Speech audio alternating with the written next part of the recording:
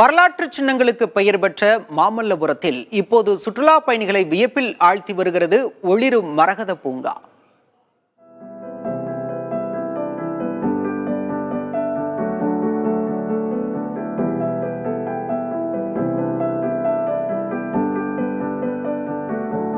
பல்லவர் காலத்து சிலைகளையும் கடற்கரை கோயிலையும் பார்த்து ரசித்தது ஒரு காலம்.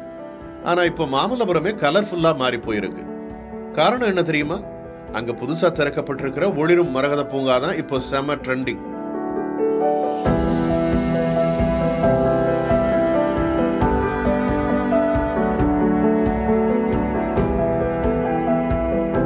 சுமார் 8 கோடி ரூபாய் செலவுல 3 வருஷமா செதுக்கி ரெடி பண்ண பூங்கா இது. உலக சுற்றுலா உச்சி மாநாட்டின் போது முதல்வர் இதை திறந்து வச்சாரு.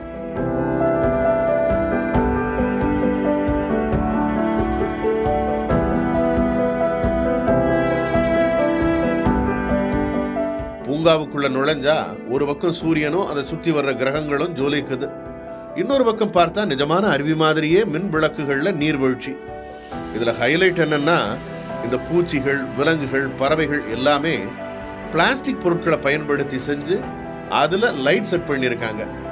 நைட் டைம்ல பார்த்தா ஏதோ ஹாலிவுட் படத்துல வர்ற அவதார் உலகம் மாதிரி ஜொலிக்குது.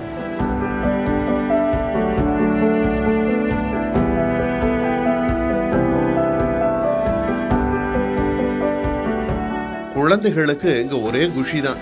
கலர் கலரா ஒளிரும் சிங்கம், புலி உருவங்கள், பூங்காவை சுத்தி வர குட்டி ட்ரெயின், விளையாட ஊஞ்சல், சின்ன படகுன்னு அசத்தலான அம்சங்கள் நிறைய இருக்கு.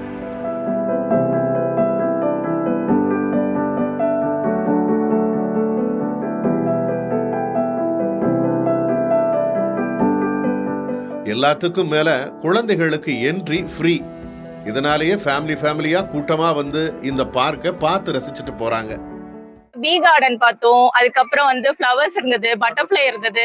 குழந்தைங்களுக்குலாம் நல்லா என்டர்டைன்மெண்டா இருக்கும், ஃபேமிலிக்குமே நல்லா இருக்கும். போட்டோலாம் எடுக்கணும்னா இங்க வரலாம். எல்லாமே பார்க்கறதுக்கு ரொம்ப அழகா இருந்தது. மார்னிங் வரதை விட இப்ப ஈவினிங் வரது வந்து, அதுவும் வீக் டேஸ்ல வந்தது வந்து ரொம்ப சூப்பரா இருக்கு பாக்குறதுக்கு.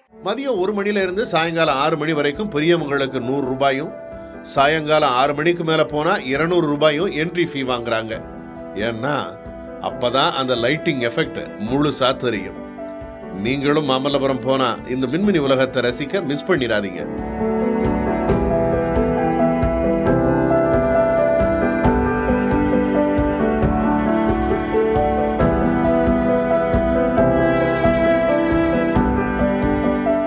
புதிய தலைமுறைக்காக செய்தியாளர் ராகுல் கோட்டி.